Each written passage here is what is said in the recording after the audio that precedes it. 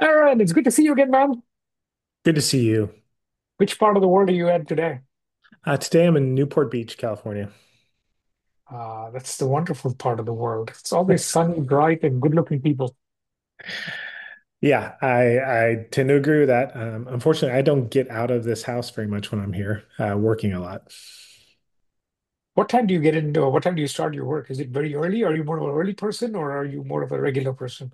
I have become an early person. I think working on the East Coast, being bi-coastal for many years when I was at Goldman Sachs and Rock Capital, it kind of turned me into an early West Coast person. And some of my favorite colleagues live on the East Coast, so I like to spend time with them early in the morning. Makes sense. Makes sense. Awesome. So it's good to have you here. Give us a 2-minute background just about your history, the things that you've done, and then we'll get into our discussion right away. Sure, sure. I like to say that I was still a student at Stanford when I started working on my first startup. It was Web TV that was acquired by Microsoft after a very short stint. And there I essentially learned how to be a good junior, how to work, how to contribute to teams. Had a good sense of that from my sports background, played baseball at Stanford. So was very successful early on before launching into entrepreneurial efforts. Spent 20 years in Silicon Valley and Wall Street working on all kinds of interesting products, both in financial technology companies like Marcus Sachs, here, Trust and Will, but also entertainment focused companies like Loop TV, Vevo. Lots of fun companies, a few successful exits, although I don't want to jinx myself. This one, Trust and Will, might be the biggest and best yet. That's awesome. That's awesome. Tell us a little bit about Trust and Will first. I know that I was talking to you last time when I talked to you.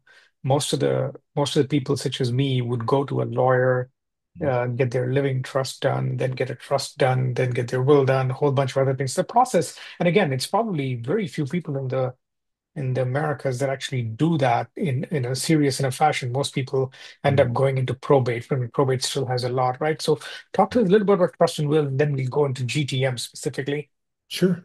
Yeah, Trust and Will is, as you mentioned, it's an estate planning platform. It's the first digital estate planning platform with the highest brand recognition in the U.S. right now. You might see our television ads. You might see our incessant social and search ads. But generally, anytime you have a question about estate planning, meaning a will, a health directive, creating a trust, your participation in a trust, or in the unfortunate event that you're confronted with the death of a loved one and you have to enter the probate sort of process, Process. Yeah. yeah, you become acutely aware of the need for estate plans at that point. But generally, estate plans is something that everyone in America needs. You need at least a will. And, most people need a plan, a full plan, meaning a trust.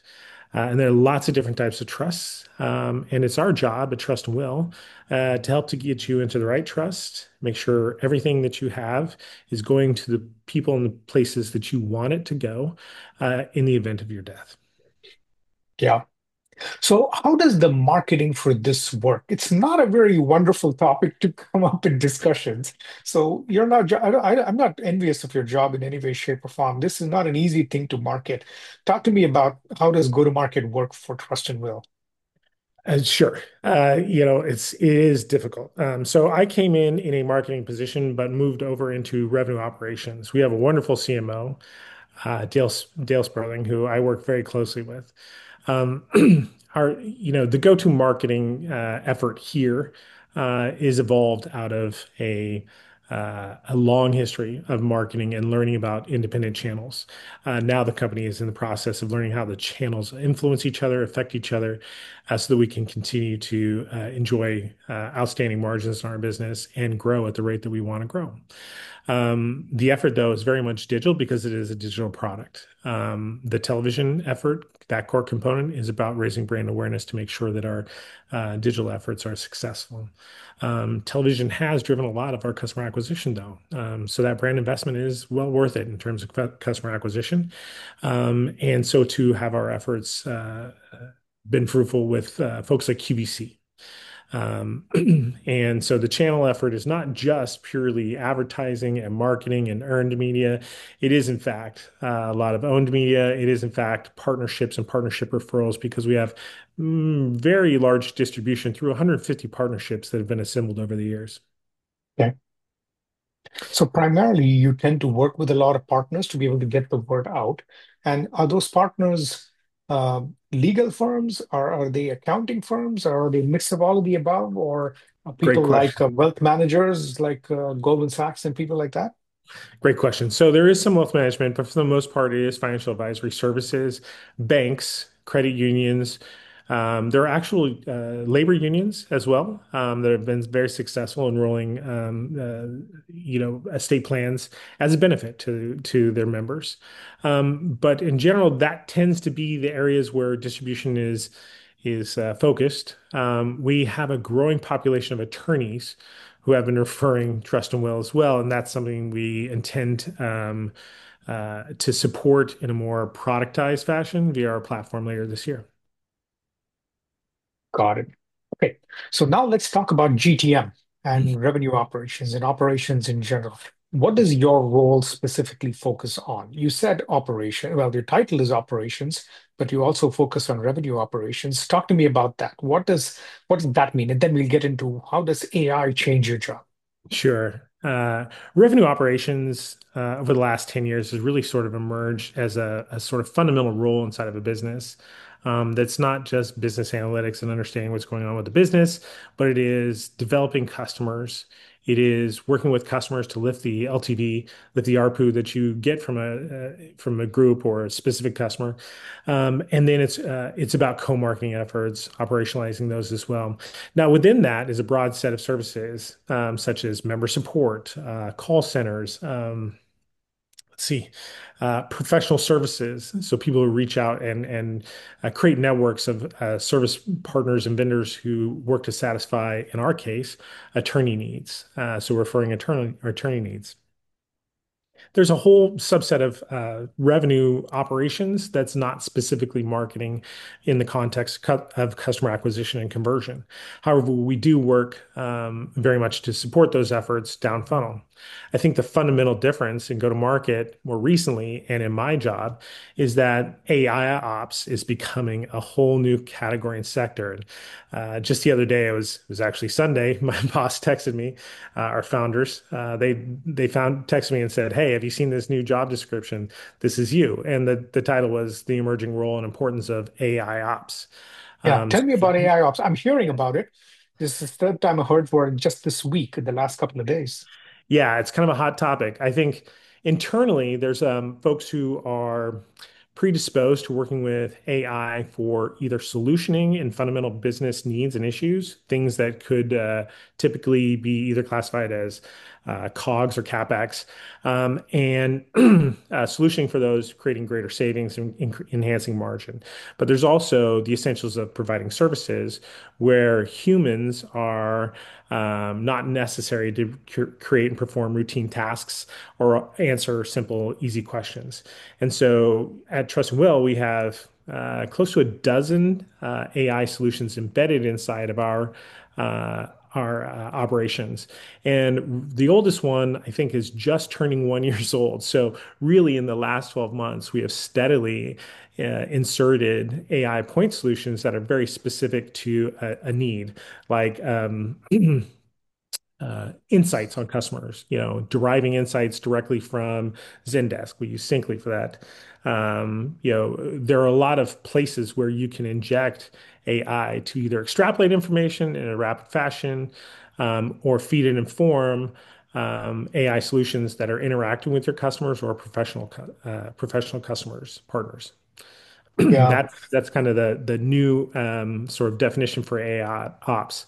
A part of that also is developing AI solutions yourself. So in recent months, building stacks of custom GPTs to effectively perform and replace those point solutions is something that everyone's exploring. I think the rise of Klarna's replacement of all of their internal SaaS has really forced people to think about and question whether AI point solutions are the long-term trend, or whether or not your AI ops person is going to be developing internal AI solutions to provide mother services, enable product, enable customer support, call centers, revenue operations in general. Man, that opens up a whole big box. You Mhm. went from RevOps to AI ops, and that essentially spans not just sales, some parts of marketing, some parts of customer service support, some part of product marketing, even, right? Now, tell me, before we get into it, AI ops, the word ops attached to anything gives me a lot of technical nuances. So, in the world of DevOps, it's developers taking over operations. In the world of FinOps, it's finance making sure that they can automate cloud spend. So, AI ops, help me understand why this is not more of a here's how we're going to do the tooling associated with taking your AI LLM to build a RAG on top of it. And instead of that, why is it not that instead of what you're focusing on, which is how do you make sure that you can use the right set of AI agents in your company to be able to make virtual employees, so to speak? That's essentially what it is. You're managing a bunch of virtual employees, and that's what you're calling AI ops. Yeah, I mean, I think it's in our case where we have been deploying AI solutions is really to enable the individual knowledge worker. So we have a bunch of wonderful employees here. And over the last year, even though we've raised significant capital and generated tremendous amount of revenue, our company hasn't been on a massive hiring spree. We are clearly, based on our website, hiring in different parts of the business. But we're not on a huge hiring spree. And the reason why is we're taking the opportunity to develop our customers, empowering them through, I'm sorry, our employees, and empowering our employees through AI.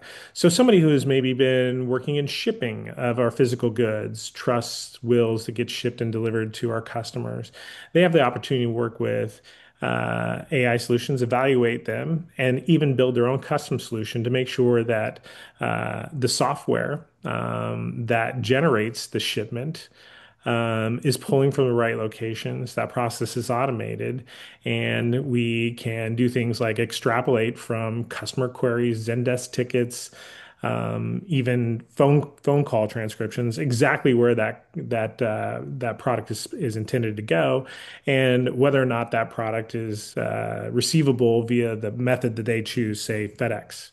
And that is just like a small instance of where an AI point solution can either be purchased or developed and deployed.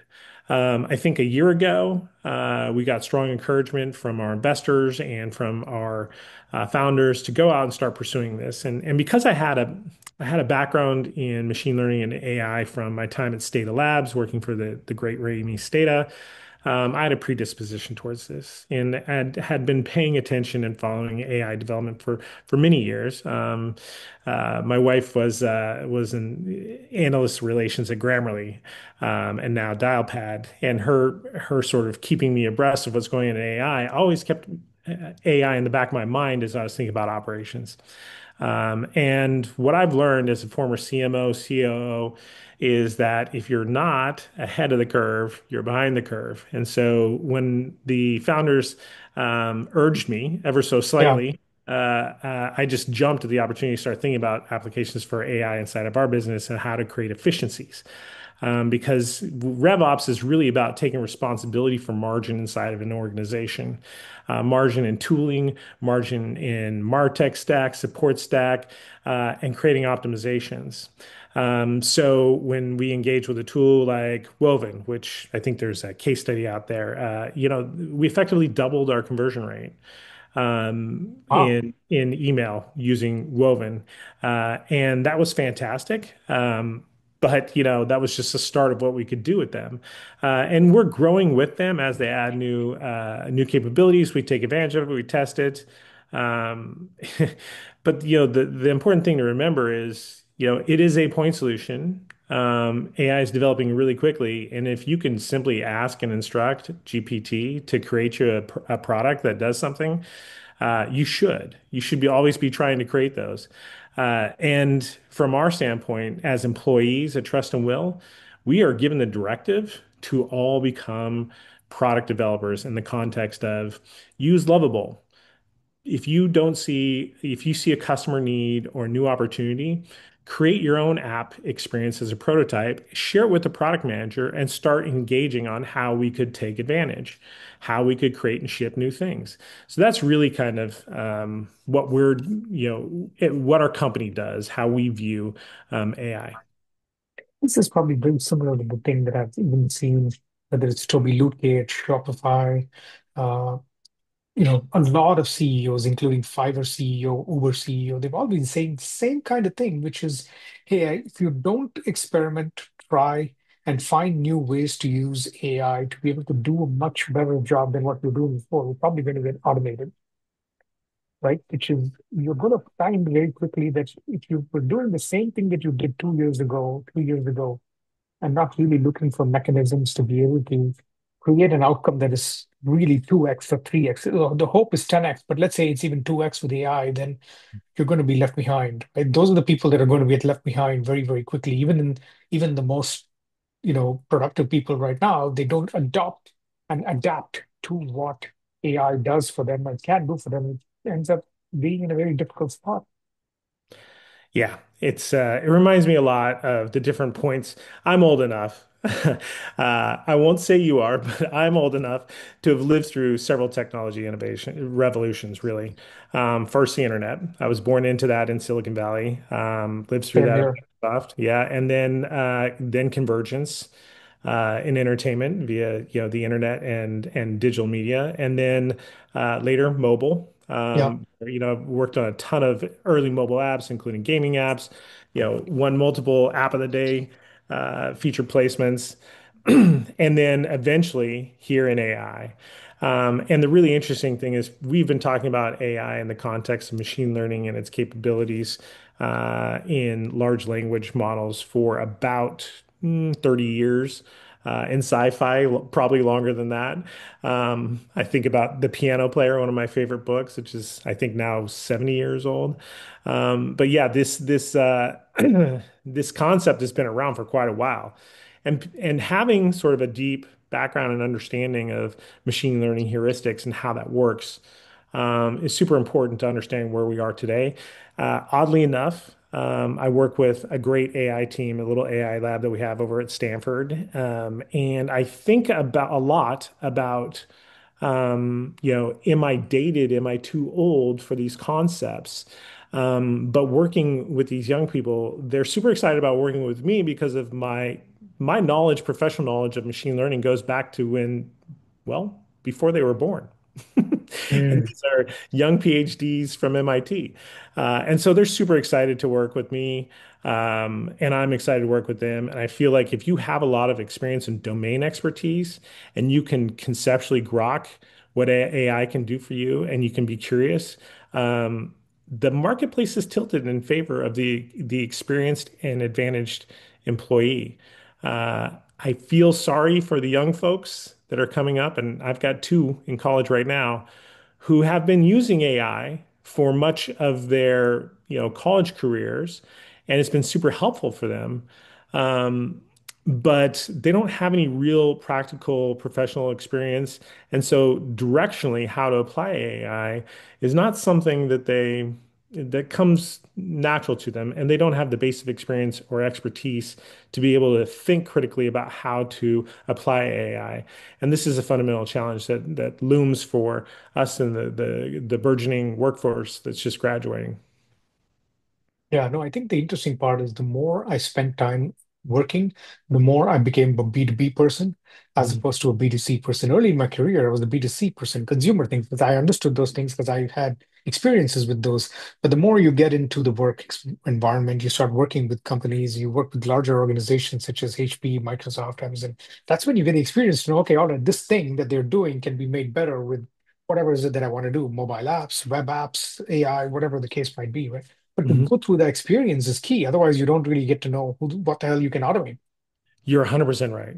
That maps directly to my experience as well. I love consumer applications as well, though, and I feel like, millennials in particular. I have been focused on the millennials, originally a gazillion on games, virtual currencies for that generation. Later, at Grocket, helping them get into the colleges that they wanted to be in. Later at with through personal finance apps at places like Marcus by Goldman Sachs, and then now it feels like I'm helping them understand sort of the last phase of consumerism, which is understanding how to prepare for the inevitability of death, and how to leave a legacy that they can be proud of, a legacy that is enduring and executed as they see fit. Awesome. Aaron, this was a terrific first discussion. I'm sure we'll have continue our discussions even further. Glad you could make it. I know that we had an initial connection way before, about 2 weeks ago, when I had the initial discussion with you. But thank you Mhm. very much for the time. I'll keep you posted and hope to see you again soon in this. Thank you. I appreciate it. Have a good one.